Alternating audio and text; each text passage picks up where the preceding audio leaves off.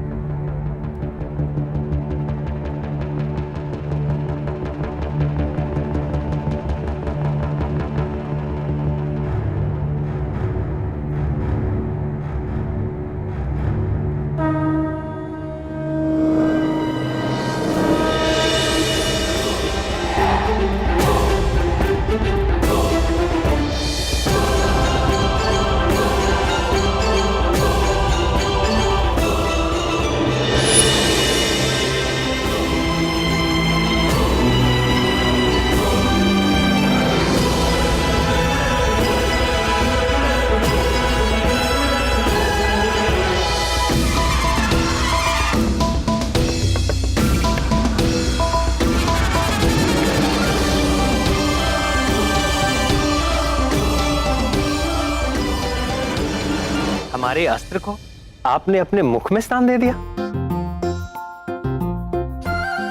ये मित्रता कब हुई प्रिय हनुमान? इनसे वाद विवाद करने में आपको प्रतीक्षा करनी पड़ती प्रभु, इसलिए मैंने सोचा अपने मुख में ही स्थान दे दूं।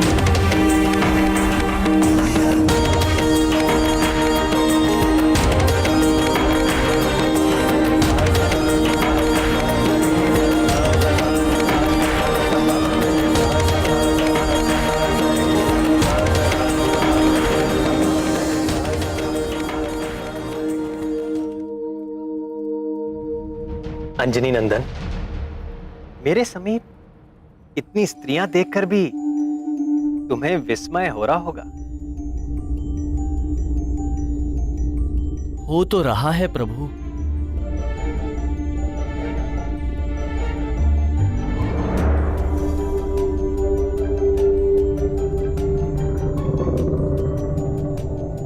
कौन हैं ये माताएं?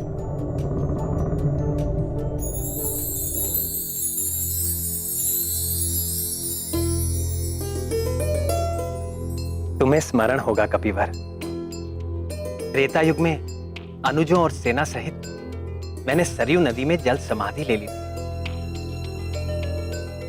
तब से अब तक लाखों वर्षों से तुम निरंतर मेरे नाम का जाप कर रहे हो, और कदाचित तुम्हें भी बोध है वत्स कि वर्तमान द्वापर युग में मैं श्री कृष्ण रूप में इस पृथ्वी पर फिर से अवतार ले चुका हूं।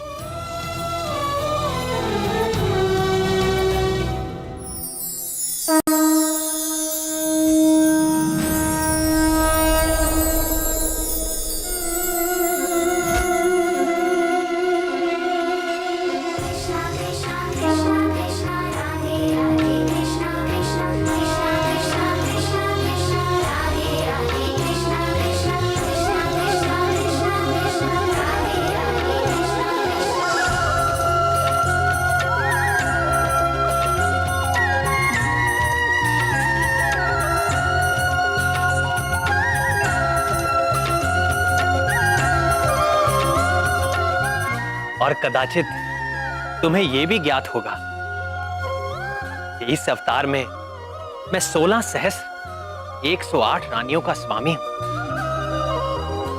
यहां उपस्थित ये सारी स्त्रियां मेरी विवाहिता हैं। तुम तो सदैव मेरे हृदय में वास करते हो प्रियवर।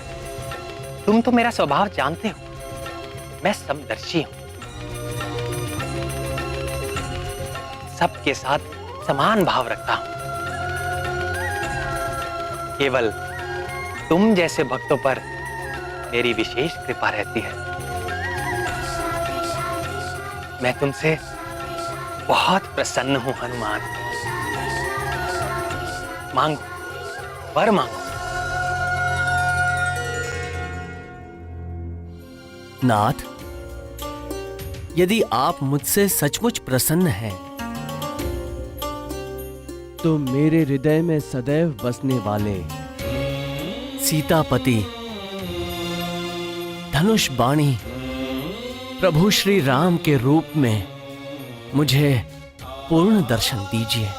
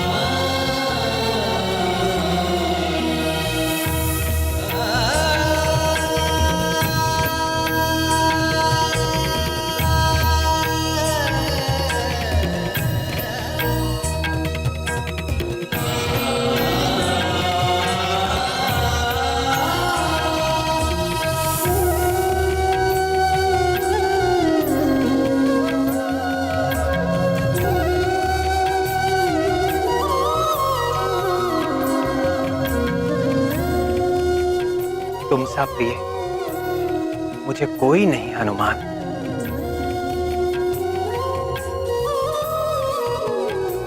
मैं सदैव तुम्हारा ऋणी रहूंगा।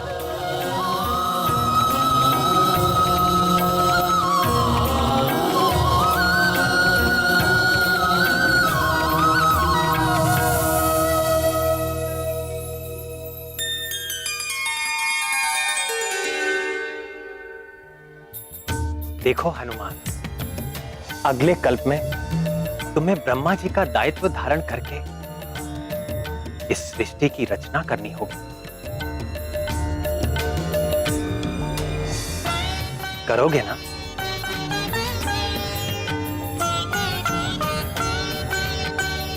जैसी प्रभु की आज्ञा।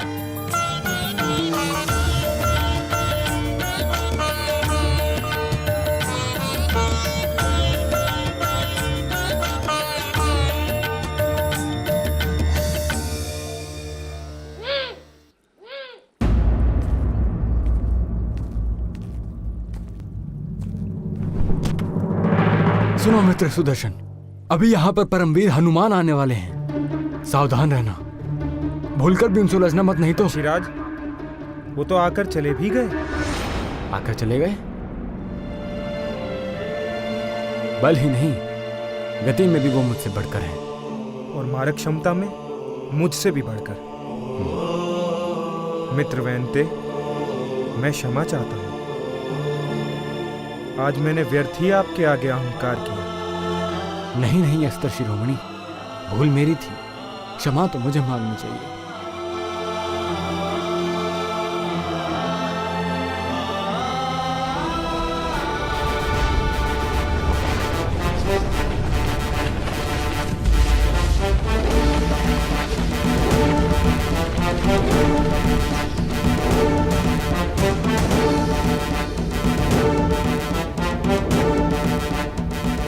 मैं सब समझ गई ना।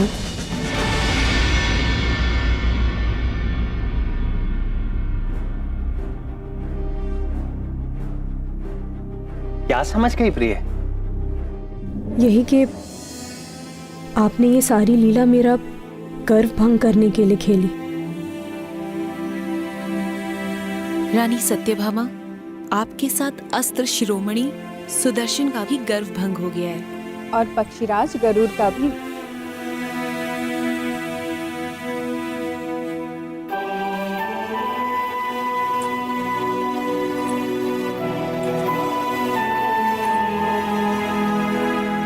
मुझे अपने रूप का अभिमान हो गया था स्वामी।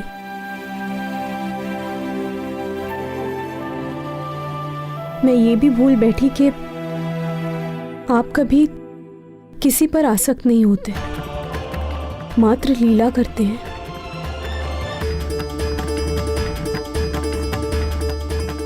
मुझे क्षमा कर दीजिए नाथ।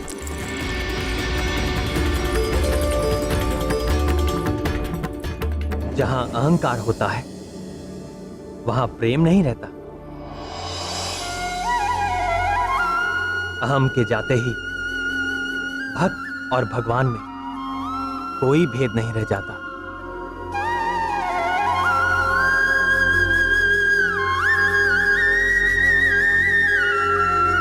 भक्त स्वयं भगवत रूप हो जाता है।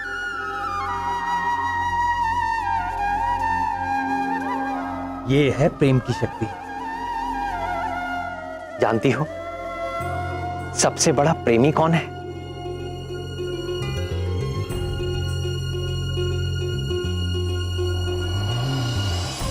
कौन नाथ?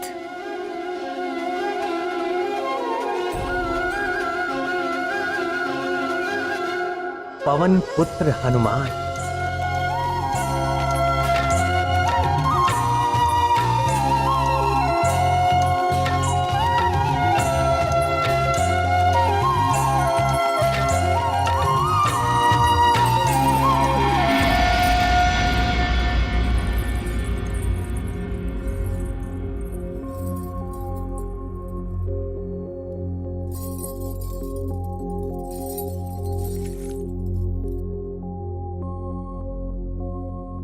स्वामी, आपने महाबली हनुमान से यह क्यों कहा कि मैं तुम्हारा सदैव ऋणी रहूंगा? भक्त तो भगवान के जन्म जन्मांतर से ऋणी थे और सदैव रहेंगे, परंतु भगवान भक्त का ऋणी हो, यह तो महान आश्चर्य का विषय है। कारण ही कुछ ऐसा है कि मैं ऋणी हूं और सदैव रहूंगा। तो बताइए ना प्रभु।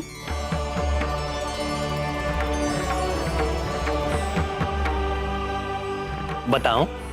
जी बताइए। तो सुनो। वीर हनुमान ने मेरे प्राणों की रक्षा की थी। आपके प्राणों की रक्षा? मेरी ही नहीं, शेषावतार लक्ष्मण की और 64 करोड़ वानरों की भी जीवन रक्षा की थी।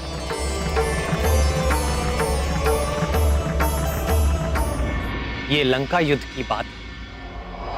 हमारी सेना के अद्भुत पराक्रम से राक्षस सेना त्राही त्राही करने लगी, तो रावण ने अपने मायावी पुत्र मेघनाथ को युद्ध भूमि में भेजा। ये मेघनाथ बड़ा ही कुशल योद्धा था। उसने ब्रह्मास्त्र का प्रयोग करके हमारी संपूर्ण सेना को मरणासन कर दिया। मैं अर्थात दशरथ नंदन राम, शेषावतार लक्ष्मण और वानर राज सुग्रीव सहित सारे योद्धा सब के सब मूर्छित होकर मृत्यु के मुख में जाने लगे। तब बुद्धिमान जामवान ने संकट मोचन हनुमान को बुलाया।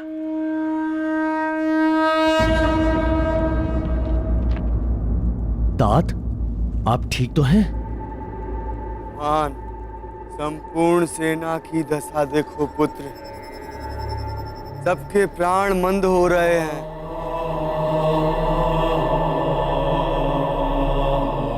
हाँ तात, सूर्य की प्रथम किरणों के साथ ही ये सभी सैनिकों के प्राण पखेरु हो जाएंगे। अब केवल तुम ही हम सब की प्राण रक्षा कर सकते हो हनुमान। किसी दूसरे में ये योग्यता नहीं है। श्री राम भी इस घड़ी में तुम्हारे पराक्रम के आश्रय हैं। और मेरा पराक्रम मेरे प्रभु श्री राम के आश्रय। मैं जानता हूँ पुत्र, तुम्हें बहुत दूर हिमालय जाना होगा और ब्रह्मास्त्र के उपचार के लिए औषधियां लानी होंगी पुत्र। हिमालय? हिमालय तो यहाँ से सहस्रों योजन की दूरी पर है। चकित न हो राक्षस राज, विलक्षण हनुमान पवन पुत्र है और पूरी तरह सक्षम। उनके लिए ना तो कोई कार्य दुष्कर है और ना ही कोई स्थान दुर्गम। आप औषधियां बताइए तात। उनके नाम ध्यान से सुनो पुत्र। मृत संजीवनी, विशल्यकर्णी, सुवर्णकर्णी और संघानी। ये हिमालय पर कहाँ प्राप्त होंगी तात? ऋषभ नामक सुवर्णमय शिखर और शंकर जी के निवास कैलाश के बीच द्रोण नामक एक पर्वत है पुत्र, जो अपने प्रकाश से अलग ही दिखाई देता है। उसी पर्वत पर ये चारों औषधियां मिलेंगी, जो अपनी विशेष आभा से चमकती रहती है।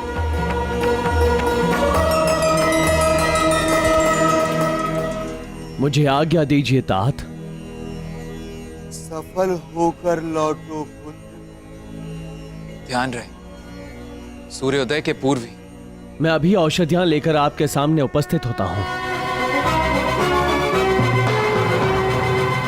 जय Shri Ram.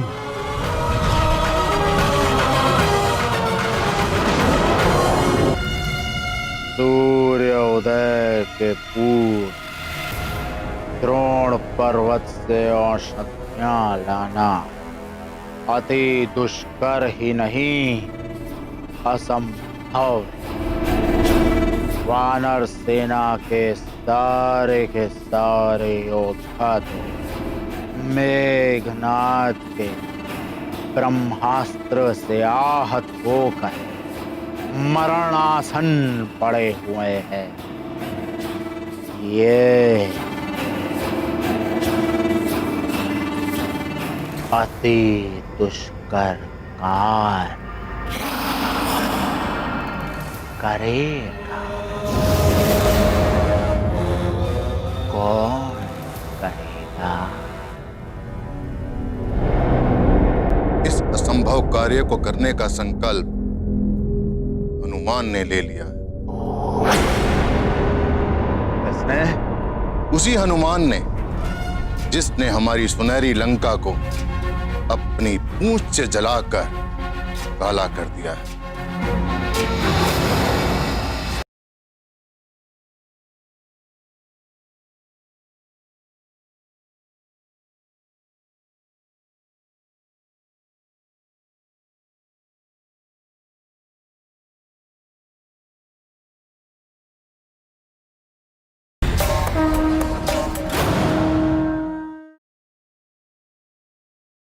For more updates, subscribe to our channel, click the show links and enjoy watching the videos.